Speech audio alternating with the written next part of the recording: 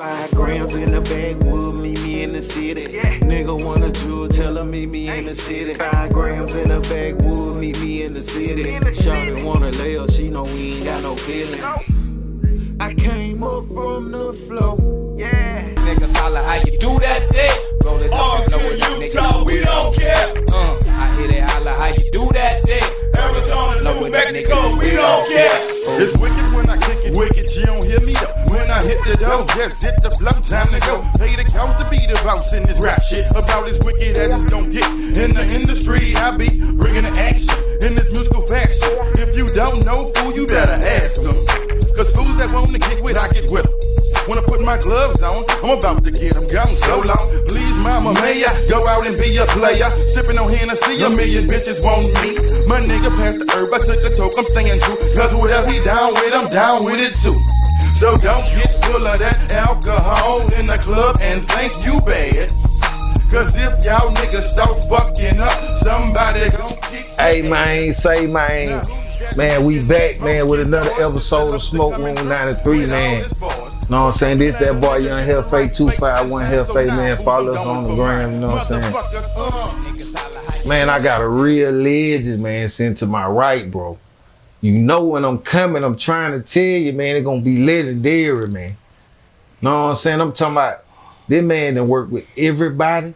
He done discovered damn near every artist out of Baton Rouge who did their thing. I'm talking about the realest. No other than Big Dawg C LOC. What up? The deal is, brother? Sound, man. Straight up, man. Straight up, man. Welcome to the Smoke Room, man. I'm talking about, man, how life been treating you, though, man? Man, life been beautiful. I'm still here, man. Yeah. I watched a lot of them come, a lot of them go. You know what I'm saying? It's a blessing. I'm blessed. Facts. Facts. Hey, man, I want to get into the interview, though, man, because this legendary, man, I'm talking about the fans, you know what I'm saying? They want to know, you know what I'm saying? Man, get these folks a little trip down Baton Rouge, you know what I'm saying, where it all started, man. Yeah. Well, before the music. all right. Well, it started back in the 90s. You know what I'm saying? I'm from South Baton Rouge, from a neighborhood called The Bottom. Back in the 90s, you know, I used to be in the streets doing my thing, and I decided to start a record label. You know what I'm saying? It's called Camp Life Entertainment.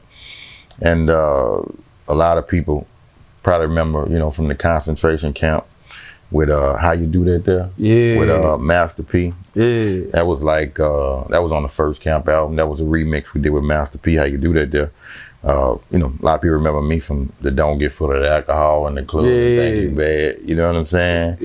And acting up, right. Somebody go, yeah. Young Bleed was one of my artists. Max Minelli, Buddha Boss Player, which is with CTE. He is CTE now. And later on, Boosie. I found Boosie. He from my neighborhood too, little Boosie badass. And he was a kid from my neighborhood. Hang on the block all the time, man. Just had a tablet full of raps and stuff like that, man. I put him in the studio and, you know, I'm turned up. I'm talking about young Boosie. How old Boosie was at that time? He might have been like 14, because he was like he was still in high school. Yeah. You know, he's playing basketball in high school. So he was like 14, you know what I'm saying? And it went from that to just continually putting out records, putting out albums over the years. It's like my little brother, Happy P. He produced How You Do That There.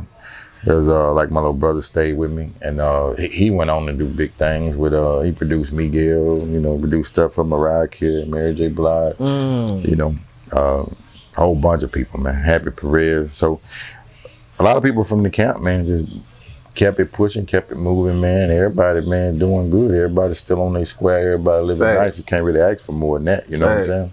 Facts, man. That legendary, man, because people really sleep on your A&R skills for real, I think. Yeah. But, you know what I'm saying? You know, for me, it's not all about, you know, just trying to get a bunch of credit and stuff.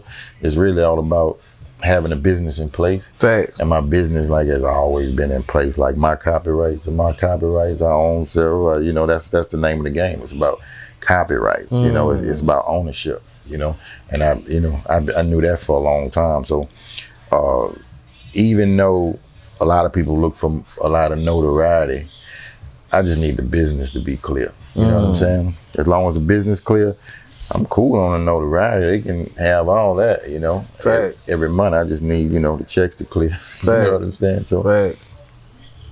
That's what it is. So, man, to speak on that, though, you say you discovered Boosie, man. I'm talking about the young Boosie. I'm talking about, and the first tape was with the track, across the track, the yellow CD. Yeah, Youngest of the Camp. Yeah, Youngest of the Camp. Yeah, Youngest of the Camp. So you produce most of that. I did most of the tracks on Youngest of the Camp. I produced most of the music on Youngest of the Camp. Yeah. That's crazy. See, people sleep on your producer skills. Yeah, man. I produced. I was producing probably 70% of all my music back then. You know, 70% of all my music, I was doing the beats and everything. And it's crazy how that started because I actually bought a studio. I built a studio, and I built a studio for rappers and producers.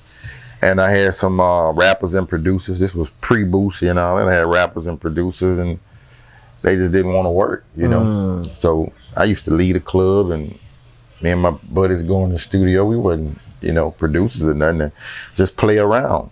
And we just played around so long as time went on. I actually got good at the production and at rapping and, you know, doing all that kind of stuff like that, man. And it just started catching on in Baton Rouge. We'd take it to the club, let the DJ play it, you know. And my first song was called How What? I Want to Be a Gangster. And it just broke. Yeah. And from that point on, it was just forward. You know what I'm saying? Yeah. Yeah. You know, but. Man, finding Young Bleed was but a lot of people thought you was signed to No Limit, but you was your own boss. Yeah, I always have, in my whole career, since 94, I put my first album out in 94. I never signed with a label. I have never in my whole career been signed with a label. Not one time.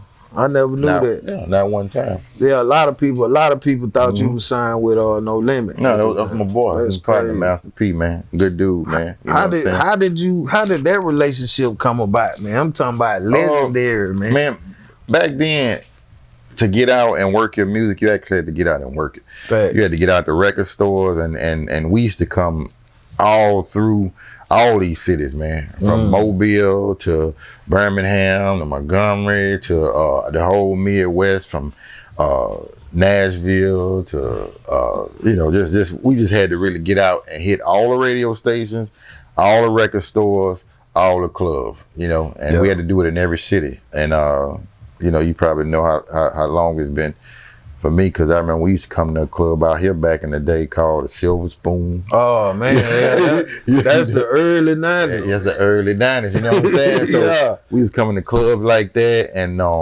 you know, hitting record stores. Y'all had record stores. They had a store out in Pritchard we used to go to. Yeah, mom and pop store. Yeah, I think I know the store you talking about. Yeah, and stuff like that, you know what I'm saying? And you had to get out. And when you get out and you travel and you do these little promo runs, it's certain people you run into in all the cities who doing their same promo runs. And you know, y'all be like, okay, man, what's up, man? You rocking with, okay, I'm going here this week, here next week, here that nigga. And Master P was one of them. Because one of the record store owners called me and he was like, hey, man, there's somebody here I think you need to meet, man, because he out promoting his music. You know, you probably need to meet him, man. Y'all hook up. Y'all can get out here and promote together.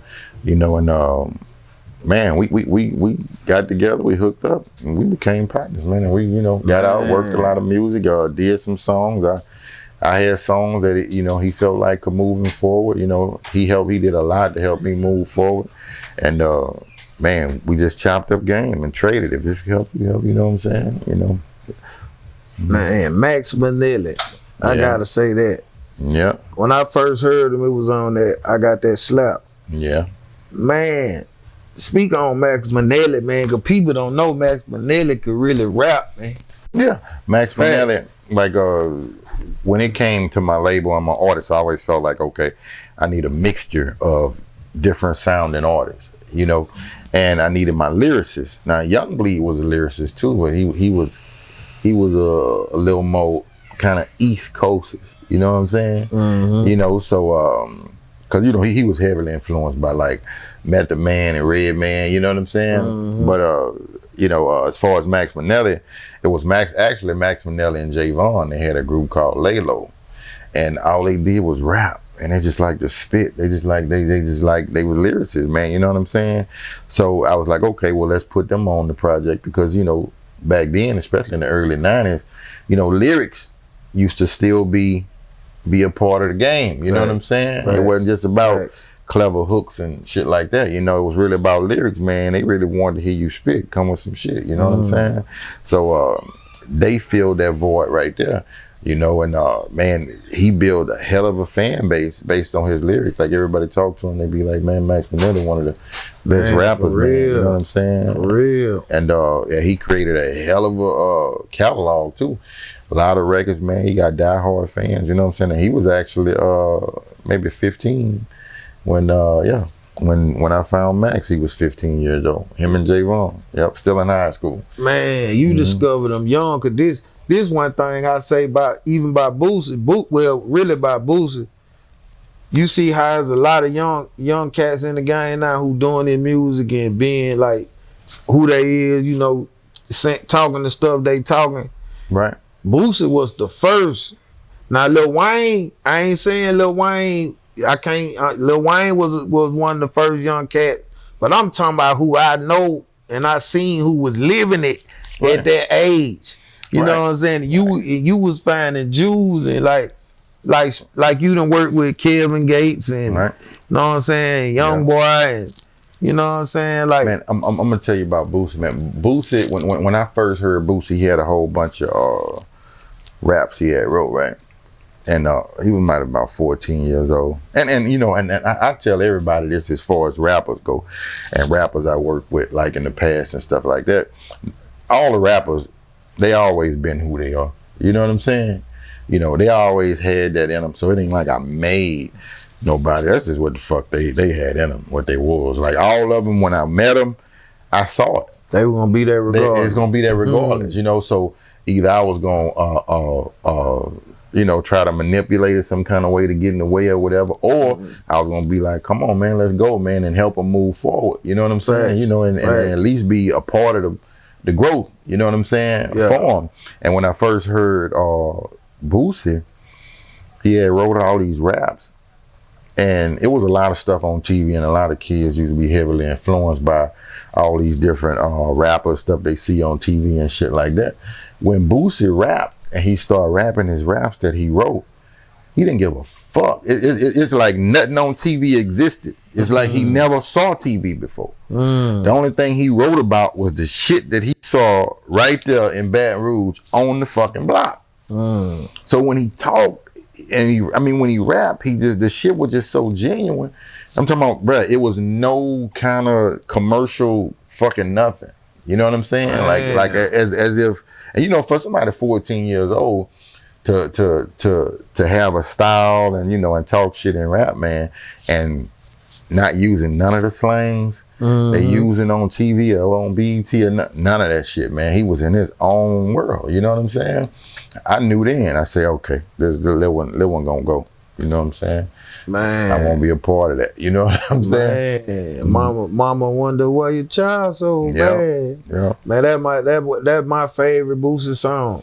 Yeah. Look where you at, man. I'm telling you, man, how that song came about though, cause I'm saying, but did you make that beat? No, or did your brother? I didn't do that. I did the Youngest to the Camp album. Oh, okay. Yeah, you know what I'm saying? Okay, but that was the album. Right, but the Mama Why Your Child So Bad, he's probably talking about himself. You know what I'm saying? Cause man, he was a hell of a kid to keep up with. I ain't gonna lie, man. You know what I'm saying? Yeah, he was. Man, you legendary though, man, in so many aspects though, man.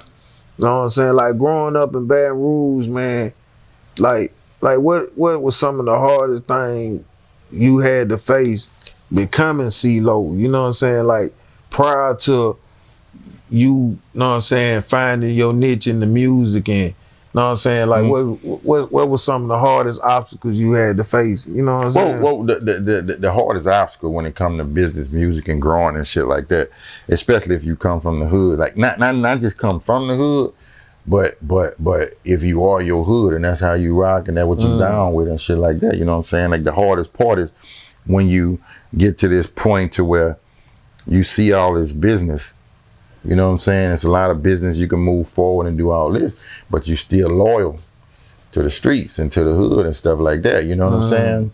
And at the end of the day, you know, I know a lot of people look at it as like, it's being crazy, like how dudes get all this money and then they, you know what I'm saying, then they fall in these traps in the hood. But, you know, I understand, because that was me, and it really ain't no trap. It's just that, you know, you fuck with what you fuck with and you got money, but, you know, that, you know, your loyalty still here. It ain't with no money. It don't matter how much money you got. Facts. A lot of people took L's fucking with you in the hood, and you got to stand on that. You know what I'm saying? So you can't just, you know, and this was the big struggle, like trying to move forward, because I ended up going to prison. You know what I'm saying? Yeah. And I don't give a fuck. I mean, it was good. I ain't telling nobody to go to prison, but I stood for what I stood for. I take that. You know what I'm saying? Yeah. But it's just like when you know, for me, it was like trying to move forward and grow in business, and you still got a lot of people back in the hood who did a lot for you, who you can't just be like, you know, okay, I move forward now, I ain't really fucking with that no more, because they got people, I mean, if you a real street dude, they got people that took on you. Not just depending, they even made some sacrifices for you. Oh yeah, definitely. You know what I'm saying? They made some sacrifices. So just because you a rapper now, you got a lot of money. So when they talk about these young rappers, like these young rappers stupid, no, they ain't stupid. They just know where they loyalty at. They ain't, you know, the loyalty ain't with the rap. You know what I'm saying? Because if I fell off today, I had to go back. Right, you would go back. You know what I'm saying? You had to go back. And these people, man, you know, growing up in the hood, man, especially if you came up, man, a lot of people made a lot of sacrifices for you. You know what I'm saying? Now you got to try to be smart and stay out the way and stuff like that. But some of them vices, man, you know what I'm saying? You know, sometimes they hit. Right. You know, sometimes they hit and sometimes they miss, you know what I'm saying? But, you know, if you're going to be out there playing in the streets and playing their game, you know what I'm saying? And especially making money off it, you know what I'm saying? You know, a lot of people going to be make a lot of sacrifices for you, man. I ain't saying just stay stupid, stay in the hood, but all I'm saying is you got some loose ends that either you going to be coming back to square shit up, or you're going to take them with you. You know what I'm saying? Right. So you need to get as much money as you can so you can go and take all your loose ends with you, because you said something. You know what I'm saying? You know, because if you motherfucking leave them in the hood, you going to stay coming back. You know what I'm saying? To try to square shit up and, you know, make sure everybody all right and going through certain stuff. You know what I'm saying? So that's the hardest part, is getting to a point, you know, it's a threshold in business, that getting to a point where you making so much money where you can take all your loose ends out the way. You know what I'm saying? See, when you're in that gray area and all your loose ends still back here, and you going from the big house to the trap house, you know what I'm saying? Man, that's a complicated situation to be in. You know what I'm saying? You know? And that's the hardest part right there, as an artist trying to blow up and trying to transition from the streets, if you was really a street dude, into trying to be a business person and trying to move forward. You know what I'm saying? And you know, it ain't the money, it's the people. It's the people. Yeah, it's the people. People you love. You know what I'm saying? You know? So, man, you said something then, man. It ain't the money, it's the people. It's the people. Everybody be looking at, oh, he losing this money, man. Man, fuck that, man. That shit be like, man, that's my people. You know what I'm saying? I'm going to get my people. I'm diving for my people. You know what I'm saying? Man, I'm going in for my people, man. It ain't about no money. You know what I'm saying? You know, and that's what I think a lot of people don't understand, but I've been there. You know what I'm saying? I went through it, man. You know, so I know how it is when you got a love for a lot of people and they got a lot of love for you, and they still in that hole. You know what I'm saying?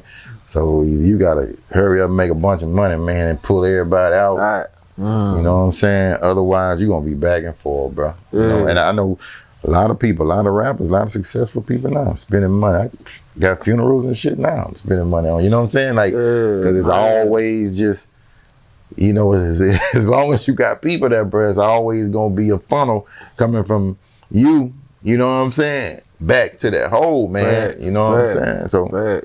That's the hardest part about being successful. Coming out the hood as a rapper, you know what I'm saying? and making to where you at today, you know what I'm saying? Speak on something for me though, man. Now, sign it, you say you never signed a deal. No. You know what I'm saying? Get a youngster some game of how to stay independent.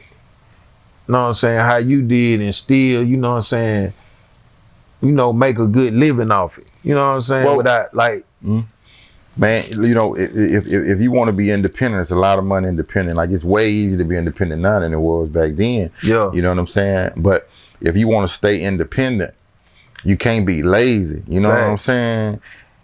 Ain't nobody who putting the work in getting fucked over. You know what I'm saying? Only thing fucking people over is shortcuts. You know what I'm saying? Yeah. So if you willing to dig into what you do and put the work in, can't no motherfucker just, you know, I mean, if that's what you used to and that's how you rock, can't nobody just come talking to you about no shortcut and you trying to hit that because you know that ain't how I move. You know what I'm saying? I don't need that from you. You know what I'm saying? I'm gonna move and get it myself. So they just got to do their due diligence and understand because people getting beat out here, man, on basic information. Yeah. Just because they don't want to look into it, dig into it. Man, you know you what I'm saying? said that, man. A lot of people, the information be right there. Information be right there. You got Google. It ain't no excuse for you not to understand like how you do this or how I put this together.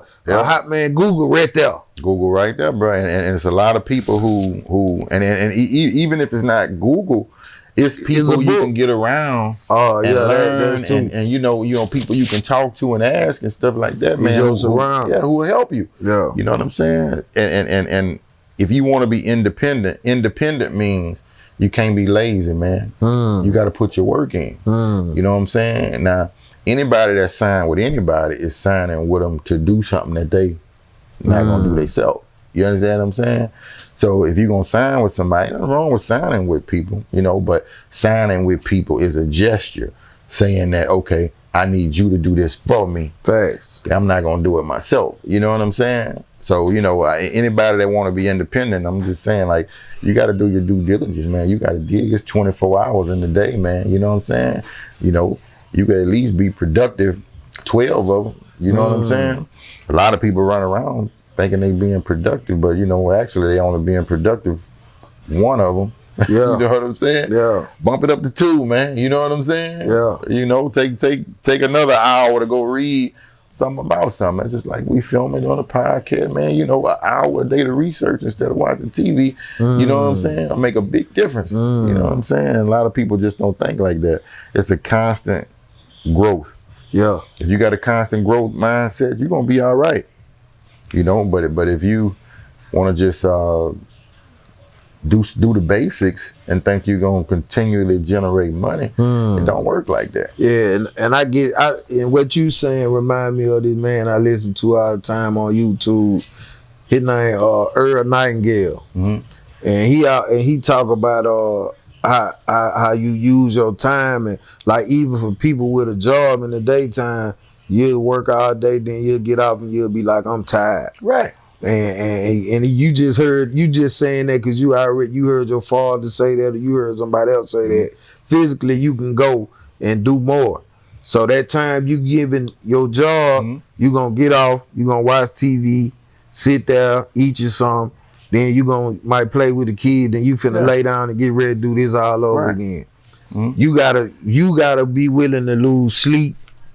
Know what I'm saying? You gotta put the work in, like you said. And it's a lot of people who've been taught wrong. Yeah. They definition of hard work. You know, and don't get me wrong. I you know, shout out to the 9 to 5. There's no problem with somebody working the 9 to 5, but it's just a different hustle when you told exactly what to do, when to do it, how to do it. It already take a lot of thinking. You know what I'm saying? And to get to some serious money, no matter whether you work for a company or whatever, to get to some serious money, the serious money is always in the jobs where you have to figure out what to do, when to do, how to do it. You know what I'm saying? So anything you got a bunch of policy and procedures and shit and just telling you exactly what to do, put this right here, minimum wage, because, you know, the thinker the entrepreneur has already, he the one who wrote it. So he figured it out, bumped his head, figuring out, you know, the hard part.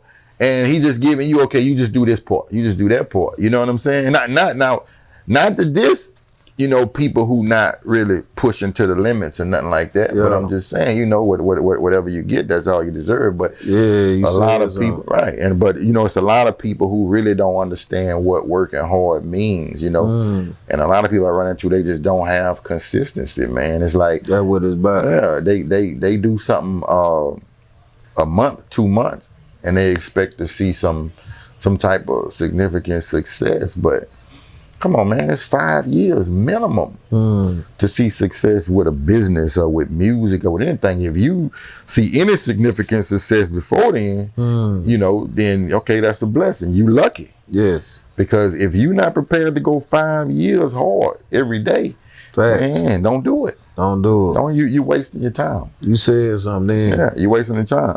You know, people, I've been doing this a year, man. Come on, man. You got 4 more to go. Facts. You know what I'm saying? Facts. You got 4 more to go. You said something then. Yeah. I love that talk there, man. Most people don't have a realistic view of what hard work is, bro. Yeah. They look for success prematurely, bro. You know what I'm saying? So, yeah. What you think about Steve Jobs? I heard him say that. This is one of his quotes. He said, I'd rather have 10% from, he said, I'd rather have 10% from 10 people. Know what I'm saying? Than to give some 100% myself. Well, know what I'm saying? Like that's the mind frame that the people who run stuff think. Yeah, but no, what it is that's a job and that's a gift, because 10% from 10 people takes 100% of thought to manipulate 10 people to give you 10%. You understand what I'm saying? So some people have a gift at motivating people, at getting people to work. Yeah. But that's something you have to constantly learn and work and, you know, and utilize, you know, all your resources to keep going too. Yeah. You know what I'm saying? So it's not like he's saying, okay, I got 10% from these 10 people, so I don't have to do shit. Yeah. You know what I'm saying? It's an art to getting 10 people to give you 10%. Yeah. You understand? So I promise you, he spent 100% of his time mastering the art of getting 10 people to give you 10%. You understand what I'm saying? So you know, people right. So people are his stuff. You still gotta work. You gotta work. So that's a job. Fact. Understanding people and understand how people motivated and what motivates people and what they want. Yeah. What they need. Yeah. You know, to give you what you want, man. That's an art, man. Yeah, that is. I'm gonna give you another one hit quote. I'm gonna give you one more hit quotes. He said, when an employee work for an employer, the employer is selling their time for not even half of what it's worth to the customer for a discounted rate. Right. Know what I'm saying? So it just make you think of all that, like. But it makes sense. You do. Because the only reason it's worth what it's worth to the customer is because the employer knows how to package it. You understand? So if you selling me your phone for $50 and I know how to make your phone worth $500, you can't get mad at me. You know what I'm saying? That's the business. Yeah, that's the business. That's the business. I'm doing all the heavy lifting. The heavy lifting is not selling the phone. The heavy lifting is convincing the motherfucker that that's a fucking time machine. Yeah. That's the fucking heavy lifting. You know what I'm saying? Yeah. You understand what I'm saying? Facts. So who deserve the big bucks? Facts. The motherfucker that sold the phone or the motherfucker that convinced the motherfucker that this phone was their connection to the motherfucking world. And look what Apple did. Yeah. Apple got their own cloud, which make Apple phone different from all the other phones. Right. So that guy deserves something for thinking about it. Polo. Polo. I'm gonna tell you what Polo did. Anytime you see that polo, the collar shirt, what we call that polo shirt? We call it polo. But they branded it. They branded it. They branded it. Yeah, they branded it. That's crazy, man. But all that take work and all that take years. It take a lot of work. Years. That's why, man. I like, man. We can talk about this conversation all day. I like that's what I. Yeah, man. But hey, man. Let's get into this. Give me your top 5. My Southern hip hop artists though. Of all time. Of all motherfucking time.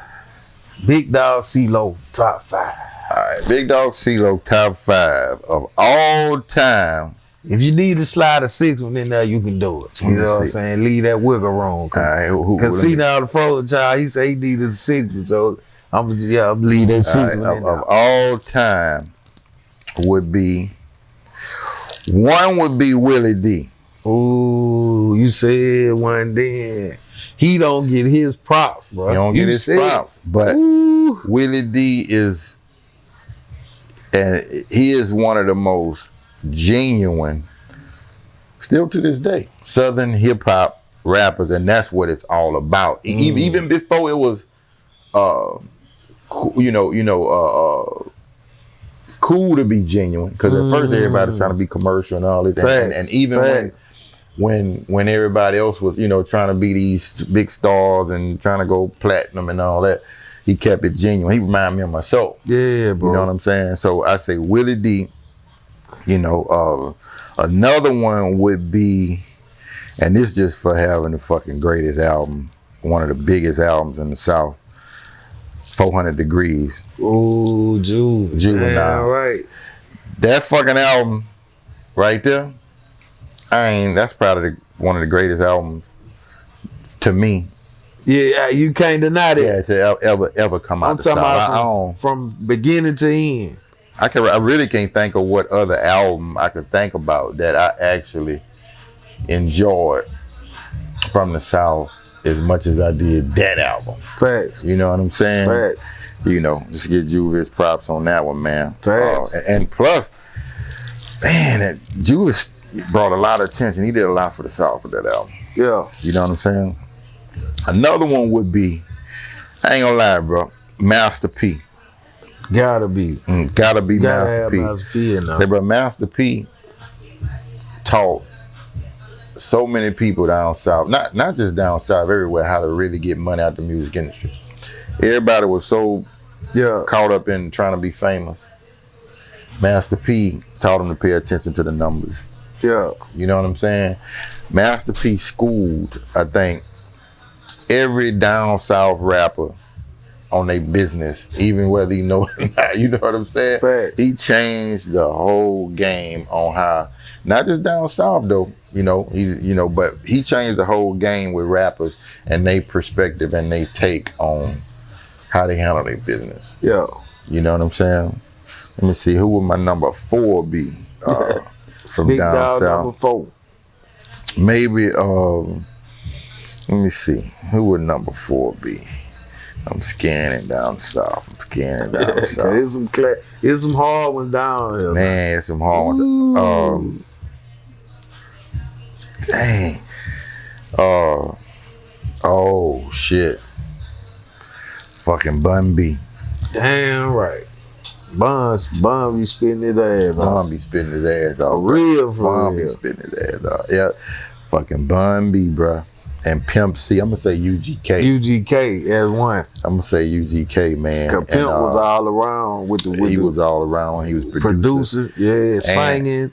And he had so much energy and so much life. Yeah, man. He was just full of life. You can't duplicate that. That's like, Now, who would my last one be? And this ain't really in no particular order because everybody contributed. You know what I'm saying? In their own way. Who would my last one be? Who would my last one be? I don't know. I'm gonna think on that. You can think on it. I'm gonna think on. You can think on that. Before we end this interview, all right, I'm gonna make sure I might just scream it out. Hey, you know what I'm saying? I'm gonna make sure I remind you too.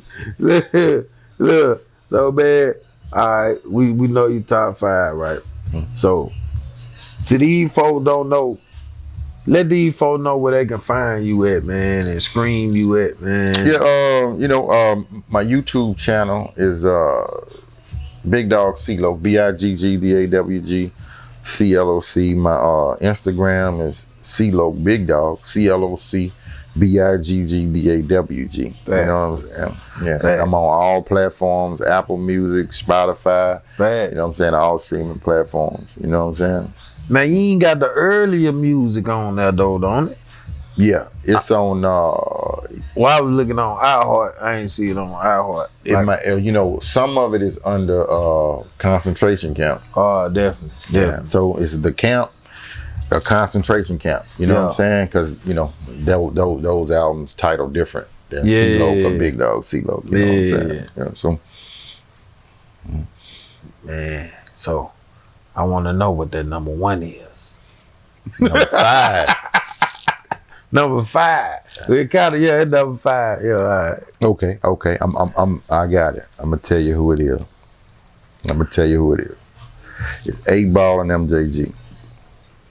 Damn right. 8 Ball and MJG. Damn right. Yeah, I remember 8 Ball and MJG at a time where, cause you know they had their own sound too. Man, Suave House. You know what I'm saying? When they had that, you know, shit like Coming Out Hard. What was the song? Robbery on Robbery. Yeah, man. You know what I'm saying? MJG was producing then too. Yeah, see that like, see, artists who could create songs like that just never go away. They just classics, you know, they just never die. You know what I'm saying? That's it. That's it. Yeah. And actually that's artists I can listen to all day. All of them. You know what I'm saying? Facts. Scarface, I'm gonna say Scarface, he one of my favorite artists. Yeah. And Tila Peace of Mind, I gotta say this again. Tila Peace of Mind is my favorite album of all time. Know what I'm saying? A lot of people slept on that one, you know what I'm saying? But that's what it is, man. I had a bunch of good albums, you know. Yeah. I had a bunch of good albums. Man, man. What, like the mixtape days though. Know what I'm saying? You was dropping mixtape too. Like that was. Well, like, I wasn't talking about my personal album. I got a bunch of good list of albums in my mind, but as an artist, you know, those the artists I like. What's your album? I want to know that too, man. Hey, but I ain't gonna lie, bro. You know, like I say, 400 Degrees. Gotta be number 400 one. Degrees. Number 1, 400 Degrees for me was like number 1. You know what I'm saying? But you remember Big Mike? Damn, my son serious. Man. Say dog. Man, I forgot, man. How could I forget about Big Mike? Something serious, that was one of my favorites, bro. That was one of my favorites. You know what I'm saying? We down south, or we just all over? Wherever you want to go. That goddamn Jay-Z Blueprint. That, man, you in my ears now. Damn right. Classic, bro. Classic. I'm talking about that damn Jay-Z Blueprint. When that CD came out, man, it was a whole nother level, man. Yeah, it was, bro. That Blueprint is a classic from beginning to end to me. Now, you know, since we everywhere now, I'm gonna tell you, E40 Federal. Oh, damn right. Damn, that's the one with the watch on. There you go. No. Oh no, so that's the later one. Watch on was when he went to Jive. Yeah, but the one before that where he had the Cutlass. Yeah. E40 Federal. Yeah. That was my shit back in the day too. And you know, I'm just these albums I'm talking about. When I say they my shit, I mean like they was the albums at that time when they came out that I listened at all day every day. Yeah, fact. You know what I'm saying? Fact. You know, and you know, you rarely find albums that you can just listen at all day every day for months. You know what I'm saying? But all these albums I'm naming, they just never got old. It just kept going. So my whole day, you know, those albums was the soundtrack to that day. You know what I'm saying? To my days. Dayton family don't get their props either. Family, yep. Dayton family don't get their props. Yep, you got a problem, call me up. Man. I'm a fucking problem. Yeah. Them in Top Authority, man. Top Authority, yeah.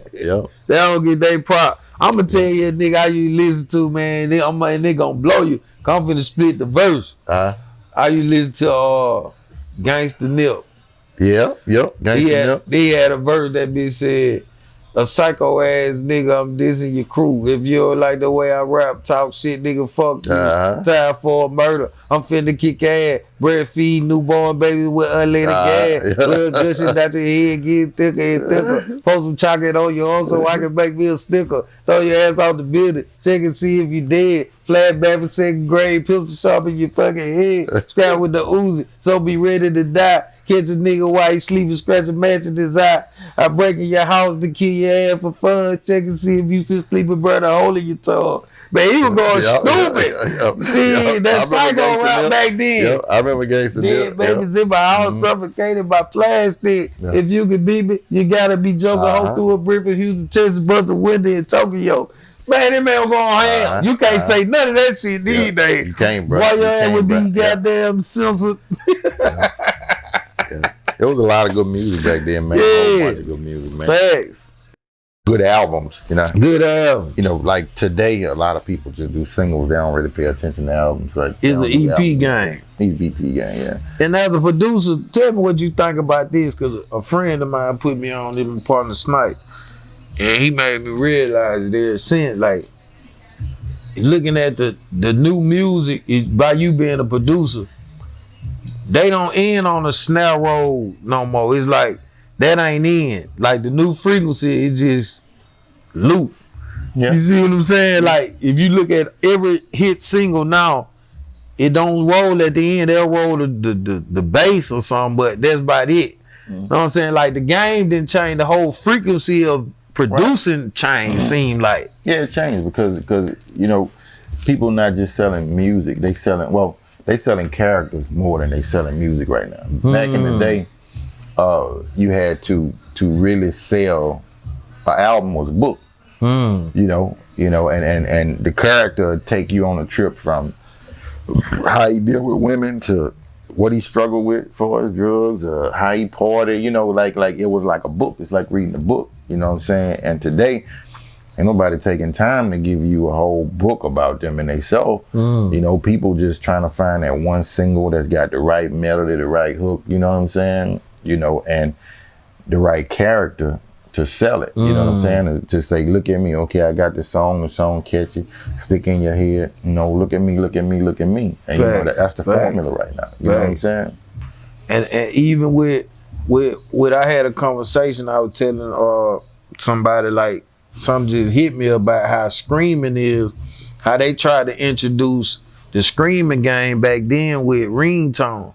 It was like basically trying to introduce the instant music to your phone. Right. You know what I'm saying? So it was like that don't really pay screaming.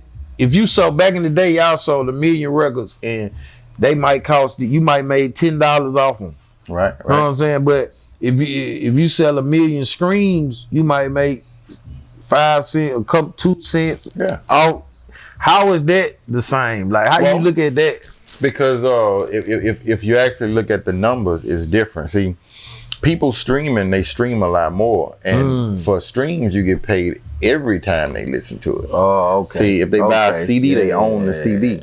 So you don't get paid every time they listen to it. See, when they stream, you get paid every time they listen to it. Yeah. And streaming is so cheap and people can listen to so much music for one little small fee that people who would not have bought a CD will now listen at your music because they could get it now. You said something there, so I never thought about that. So the numbers, you know what I'm saying? Even though they may not be as much as they was, they not far behind. You know what I'm saying? I never did no research on to see what exactly. Facts. You know what I'm saying? How they add up. But I know a lot more people listen at my music, anybody else's music, than would be listening at it if they had to buy a CD. You said something. I never thought about that because then when I get with a streaming service, I go look up everybody's music. Yeah, you know what I'm saying? You can listen to everybody. I go listen to your old music. I go find everything that I really want to listen to. But if you had to buy a CD, because back then you had to buy the CD too, because everybody had the CD books. You had to buy a CD to listen at it. Now, when you stream, you know, on Apple Music or whatever, Spotify, you can go through 20 CDs, 30 CDs. You know what I'm saying? Just picking out which songs you like. You couldn't pick out a song on a CD. You had to buy the whole CD. So imagine if you go through 30 different people's albums just to put a 30-song playlist together because you like one song on everybody's album. You know how much it'll cost you to go buy all 30 of those CDs back in the day for $20 a piece? You know what I'm saying? You said something then. You know, that's $600, man. You would have had to pay $600 to listen to the same 30 songs that you could just stream on your phone now. Man, you know you said something then. So the game is, yeah, I guess it got its pros and its cons. Yeah. It got its, like anything else. It do. It got its pros and cons, you know what I'm saying? Yeah, yeah. Man, Big Dawg C LOC, man, we in this thing, man. Anything you want to tell these folks, man, tell the youth, man, you want to give them some man, look, just keep grinding. Don't chase shortcuts. You know what I'm saying? You know, ain't nothing wrong with a little help sometimes, you know what I'm saying? And use your time wisely. You know, fill up your day with something productive. You know what I'm saying? Stay focused. Don't let people put shit on your plate that ain't got nothing to do with you. You know what I'm saying? You said the really shit ever, man. Smoke Room 93, man. This has been another legendary interview podcast, man. Shout out to Carly Word behind that motherfucking camera, man. We in and we out this motherfucker. 5 grams in the backwood, meet me in the city. Nigga want a jewel, tell her meet me in the city. 5 grams in the backwood, meet me in the city. Shawty wanna lay up, she know we ain't got no feelings. I came up from the floor,